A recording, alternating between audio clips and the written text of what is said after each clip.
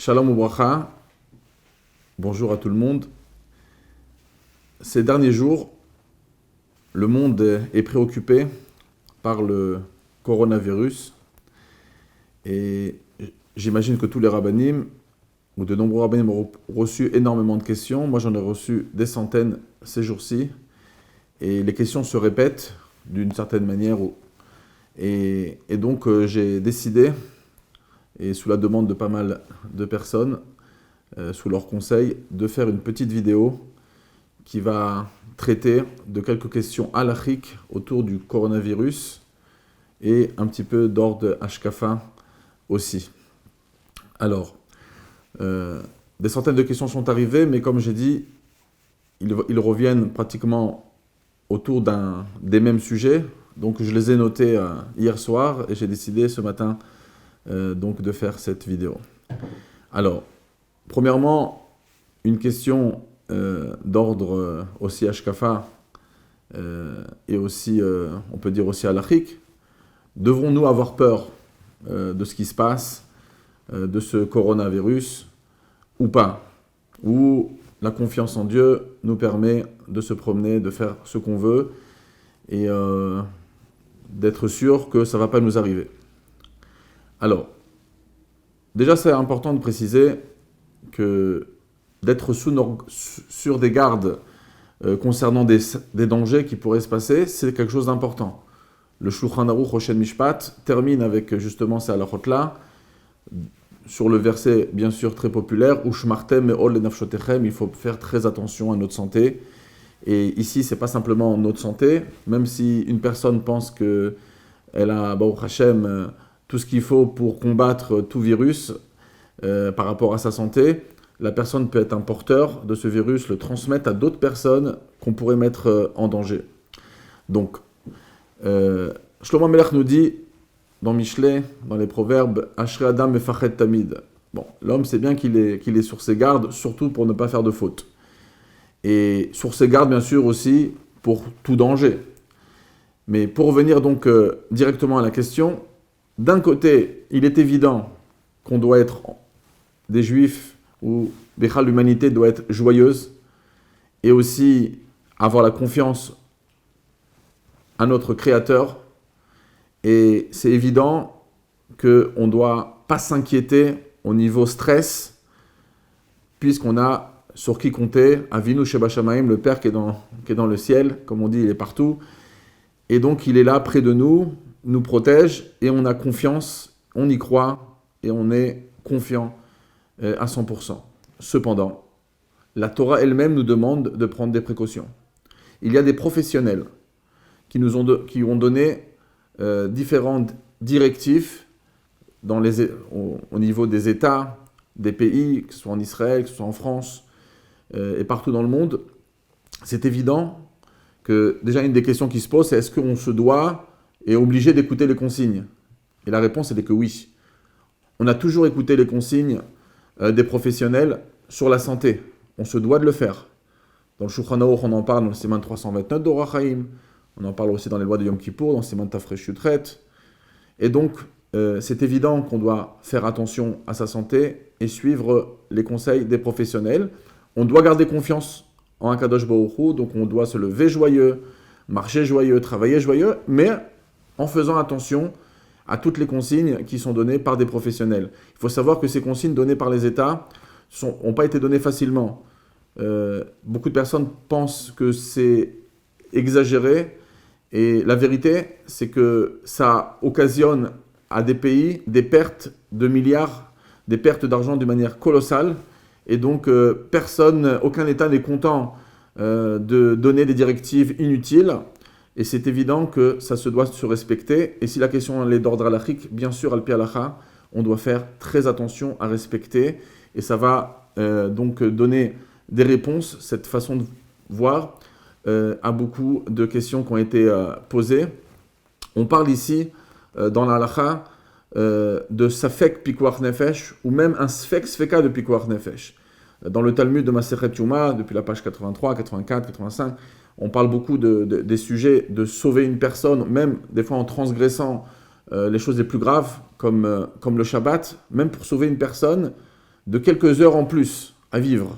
Alors, à plus forte raison, que ce coronavirus peut atteindre certaines personnes qui n'ont pas toutes les capacités dans leur corps de pouvoir lutter contre ce virus et les mettre en danger réellement. Donc, même sur un safek ou même un sfek sfeka, un doute ou un très très grand doute sur des choses qui sont pikuach nefesh, ça veut dire que notre vie en dépend ou la vie d'autres personnes autour de nous en dépendent, il ne faut pas prendre les choses à la légère. Donc l'halakha nous oblige à écouter les consignes qui sont données par des professionnels, qui ont été données après énormément de réflexion. Comme j'ai dit, ce n'est pas évident pour un État de prendre des décisions qui vont entraîner des pertes de milliards pour le commerce et pour le pays tout entier. On va répondre donc avec les bases de ces données-là à quelques questions que j'ai donc reçues. Par exemple, on me demande la chose suivante. Il y a, dans ces jours-ci, un juif, il doit aller se rendre à la synagogue. Bientôt, on va devoir aller à la synagogue pratiquement pour une mitzvah de la Torah. D'après beaucoup de décisionnaires, le Magen Avraham, Siman Tafresh Pei, pour aller écouter Parashat Zachor. On doit se rendre à la choule pour la Megillah. Et Bichlal, un juif, il se rend à la choule 3 fois par jour, à la synagogue.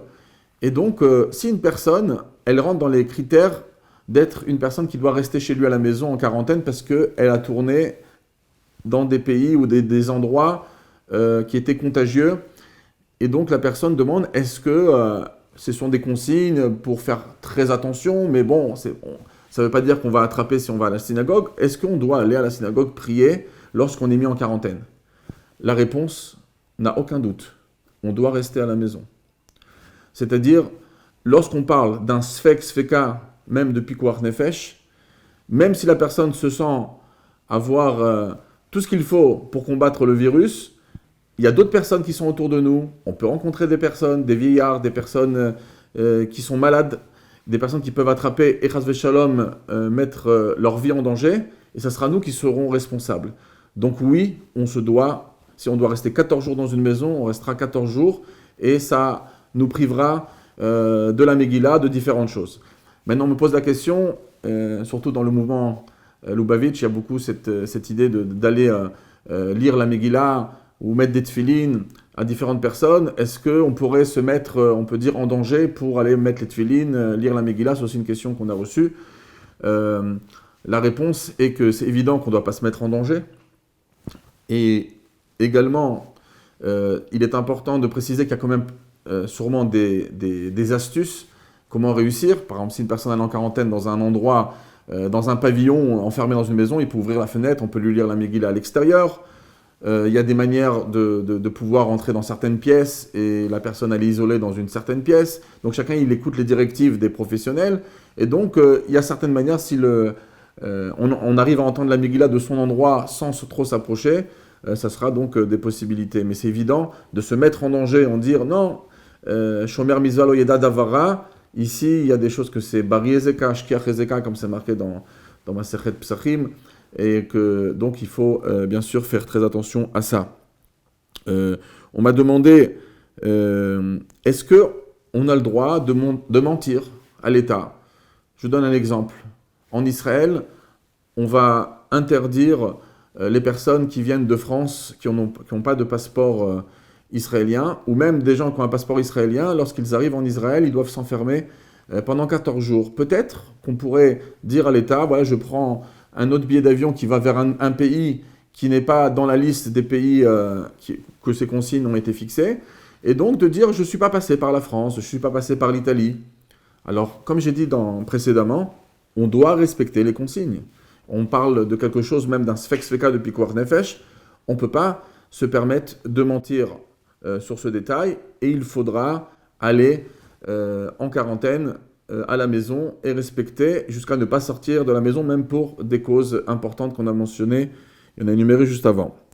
On m'a posé la question, il y a différentes personnes qui vont se marier ces jours-ci, que ce soit en Israël, dans différents endroits, et une des personnes qui m'a demandé dit même mes parents ne pourront pas venir puisqu'ils ont un passeport par exemple français, ou bien Bon, peut-être qu'ils auront une permission spéciale de l'État, je ne sais pas, mais en tout cas, la personne demande, j'ai beaucoup d'invités qui ne peuvent pas venir, est-ce qu'on a le droit de repousser un mariage jusqu'à nouvel ordre? Alors, Bikha, la question de repousser un mariage, ça se dit dans le peuple juif, surtout chez les chassidim, on dit que c'est pas bien de repousser un mariage, et même si pour un cas de grande force majeure qu'on devrait repousser, il faudrait tout de suite déjà fixer la date au moment où on repousse, la nouvelle date. Alors il faut savoir que des sources halachiques réelles à cette opinion n'existent pas. C'est pas simplement moi qui l'a dit parce que je l'ai pas trouvé, mais c'est parce que même le Rav Kanievski, de grands géonim de la génération, sont arrivés à cette conclusion qu'il n'y avait pas de réelle source. C'est évident qu'on ne repousse pas un mariage pour rien. Surtout que de repousser des mariages, ça peut entraîner certaines choses dans la tsniout, et donc c'est important de ne pas repousser des mariages. Par contre, la simcha du Khatan et Kala est très importante. Si pour des bonnes raisons, donc il faudra quand même demander à un Rav, raconter le cas particulier, parce que c'est pas parce qu'il va manquer 3-4 copains ou 5-6 personnes de la famille qu'on va annuler un mariage. Mais à partir du moment où on parle vraiment d'un dommage énorme sur le mariage, sur l'ambiance du mariage, oui, la personne pourra recevoir des permissions de le repousser dans ces cas-là. On a posé aussi la question, il y a des personnes, donc des femmes, qui vont se tremper au mikvé, et s'ils sont en quarantaine, est-ce qu'ils peuvent se permettre de le faire? On parle de la gravité dans la Maseret Eruvin de repousser une villa, et on en parle aussi dans le Shulchan Aruch, dans Yoreda Siman 197. Et donc on se pose cette question. La réponse est très claire. Une personne qui est en quarantaine ne peut pas sortir de chez lui.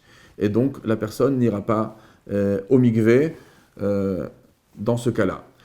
Alors, on espère que Bezrat Hashem, on sera très vite après ces consignes mondiales, mais pour le moment, ça doit se respecter. Une personne qui est en quarantaine, ce n'est pas un jeu, elle ne doit pas sortir. Également, des personnes qui ont demandé, qui ne sont pas en quarantaine, est-ce qu'ils peuvent aller tous les matins au mikvé avant la prière, puisqu'il y a beaucoup de personnes qui ne se donnent même plus la main et qu'on fait attention à beaucoup de choses. Alors, bon, tant qu'il n'y a pas des consignes claires d'interdire à une personne, elle n'a pas rencontré des personnes qui ont peut-être le virus ou des endroits dangereux, et donc il n'y a pas de consigne que ces gens-là ne sortent pas de chez eux, on ne peut pas dire qu'une personne doit s'abstenir d'aller au mikvé dans un cas pareil. On pourrait comprendre qu'une personne qui veut faire très attention, alors elle pourrait se permettre, ça ne sera pas qu'elle aura enfreint quelque chose de grave, mais pour répondre à cette question, tant qu'on n'est pas dans les personnages, dans les consignes de ne pas sortir, alors on pourrait se permettre. Après, c'est à chacun de décider est-ce qu'elle prend le risque de se tremper ou pas avec toutes les personnes qui se trempent dans le mikvé. Ça, c'est encore sous la réflexion de chacun. Il y a eu une consigne en Israël, par exemple, de ne pas se donner la main. Donc oui, c'est important de respecter. On essaye au plus vite d'arrêter le coronavirus de se propager pour que la vie revienne tout à fait normalement, que tous les business soient bien réouverts, et que les avions pourront nous amener où on se doit d'aller. Et donc, la question qui se pose, c'est est-ce que donc on doit respecter cette consigne? Oui, elle est bien, c'est conseillé de le faire. Et le Premier ministre israélien, Benjamin Netanyahou, a donné même un exemple. Il ne s'était pas arrêté sur cet exemple d'une manière précise, mais il avait dit il y a une manière comment... chez les hindous, on se souhaite, on se dit bonjour, donc en approchant nos mains et des fois un petit peu on plie la tête. Alors c'est vrai que dans les sources, ça pourrait venir de très loin, des manières chas v'shalom qui pourraient être liées à l'époque à l'idolâtrie. Alors dans le Shulchan Aruch Yoredea, Siman 178, on en parle de différentes choses. À partir du moment où c'est complètement sans aucune raison, sans aucune arrière-pensée, c'est simplement une sorte de dire bonjour, que ce soit dans ces pays-là ou au Japon, il y a des manières de dire bonjour, donc il n'y a rien de grave. Par contre, étant donné que il y a quand même ce sentiment de crainte, bon, on pourrait être marmire, faire attention, de dire simplement un coucou comme ça à quelqu'un avec la main sans besoin de faire ce geste hindou. On m'a posé une question complexe par rapport au jeûne de Megillat Esther. Alors, c'est évident que ce jeûne doit être respecté par tout le monde, sauf pour les personnes exemptées selon la halakha, qui sont expliquées dans les simanim Tafkuf Nun, Tafkuf Nun Aleph, Tafkuf Nun Dalet, etc., dans le Shulchan Aruch, qu'on sait qu'on est exempté d'un jeûne ou pas.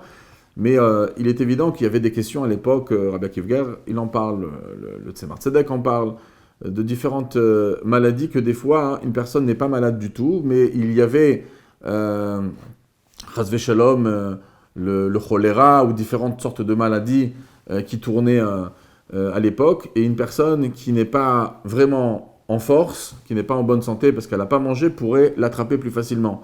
Donc ici, il faudra demander à son docteur, à des docteurs ou suivre les consignes, est-ce qu'une personne qui est vraiment dans un endroit, donc c'est assez rare, hein, mais d'être dans un endroit où vraiment le coronavirus tourne énormément dans cette ville et qu'il y a un risque très élevé, alors dans ces endroits-là, il faudra quand même prendre conseil chez les médecins, est-ce qu'on peut se permettre de faire ce jeûne ou pas, et d'être en relation avec le RAF pour voir selon la vie où elle se trouve, est-ce que la personne doit faire ou pas faire ce jeûne. Donc il y a oui une place de ne pas le faire dans le cas où on est dans un endroit qui est considéré comme un endroit très dangereux pour recevoir, chas v'shalom, le coronavirus, et bien sûr avec la confirmation des médecins qui approuveraient de dire oui, une personne étant faible pourrait peut-être l'attraper plus facilement.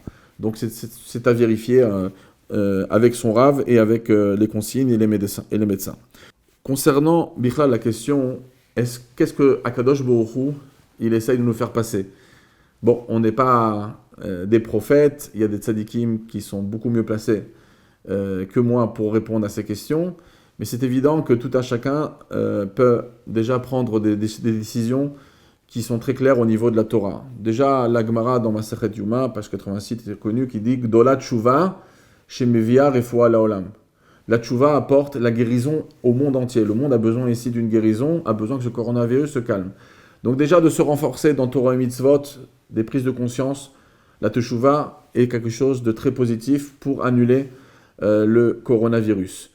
La Torah aussi, elle est là justement pour amener la refoua au monde. Il y a la Gemara connue de Hérouvin, page 54, Achashberosho, la Torah a ses capacités de pouvoir guérir les gens, et Kalvachomer de faire qu'on ne tombe pas malade, donc de se renforcer dans l'étude de la Torah. Ça c'est évident que ces jours-ci, de prendre sur soi plus d'études. Surtout, on est juste avant la fête de Pourim, mais après avant la fête de Pessah, il faut étudier la halachot de Pourim et Pessah. Et ça même peut apporter beaucoup de guérison et beaucoup de bien au monde. C'est une Gemara claire dans la Masechet Sanhedrin, page 101. La Gemara nous dit clairement là-bas que Davar Beito Matov, si on étudie les lois de Pourim avant Pourim, on étudie les lois de Pessah avant Pessah, etc., eh ben, ça amène Tova Laolam, ça fait du bien pour le monde. Donc, c'est aussi une consigne qu'il faut faire. Et je terminerai sur les paroles du Sefer Yetzira, un des Sifrei Kabbalah les plus anciens, qui parle de la lèpre, mais qui s'appelle dans la Torah une sorte de néga, d'accord ? C'est comme une maladie qui tournait aussi, qui pouvait tourner dans l'air. Bon, on pouvait l'attraper selon le Rambam dans certaines conditions, mais concrètement, le Sefer Yetzira précise que le mot néga, ça vient du mot oneg, qui vient du mot plaisir. Et très souvent, ça vient allusionner que ça peut venir à cause du manque de bonheur qui est chez les gens. Et la Chine, elle a quand même ce symbole de choses qui nous apportent beaucoup de bonheur, beaucoup de vêtements, beaucoup de portables, et à chaque fois, on n'est jamais content de ce qu'on a. C'est pour ça que toute leur façon de voir, c'est de tout le temps d'aller vers la nouveauté, la nouveauté, la nouveauté. Une personne est très contente de son portable, elle va changer de son portable très rapidement parce qu'il y a un nouveau qui est ressorti. Et c'est pas qu'au niveau... Et l'isolement que la lèpre avait de nous mettre des fois enfermés dans notre ville ou même dans une maison, ou des fois en dehors, eh ben c'est un petit peu pour se retrouver, de dire le bonheur, il n'est pas à l'extérieur. Le bonheur, c'est pas en ayant encore d'autres choses. Et c'est pas, les gens voyagent énormément, et bon, quand c'est des voyages d'affaires, ça y a rien à dire, mais il y a beaucoup de voyages où les personnes pensent qu'ailleurs c'est toujours mieux. Et le plus grand bonheur est dans notre appartement, donc même si une personne elle a été chas v'shalom soumis à ces restrictions de se retrouver chez lui pendant 14 jours, Akadosh Baruch Hu lui fait réfléchir, le bonheur, c'est ton appartement, c'est ta femme, c'est tes enfants, il n'y a pas besoin de chercher ailleurs pour être heureux, il n'y a pas besoin de prendre l'avion du matin au soir pour aller trouver le bonheur. Donc c'est peut-être cette liaison aussi de Oneg et de Nega qui est parlée dans le Sefer Yetzira. Soyons heureux de notre vie, des choses qu'Akadosh Baruch Hu nous donne. Et bien sûr, le mot Corona vient du mot couronne. Et une des choses qui est marquée dans le Tanya, dans Ilat HaKodesh, page Siman 29, c'est aussi marqué dans les Divrei Chazal, les Mishtamesh Betaga Chalaf, la couronne de la Torah, c'est la halachot, la volonté divine. Et donc, c'est évident qu'il faut se renforcer sur les mitzvot, sur le ratzon, la volonté d'Akadosh Baruch Hu, qui est la couronne de la Torah, pour Bezrat Hashem, passer au plus vite ce coronavirus, passer ce stress qui est quand même mondial aujourd'hui, et que tout le monde puisse retrouver, bien sûr, le commerce et la facilité de pouvoir tourner de droite à gauche. Mais comme j'ai dit, gardez toujours ce message à la maison, c'est là la vraie source du bonheur.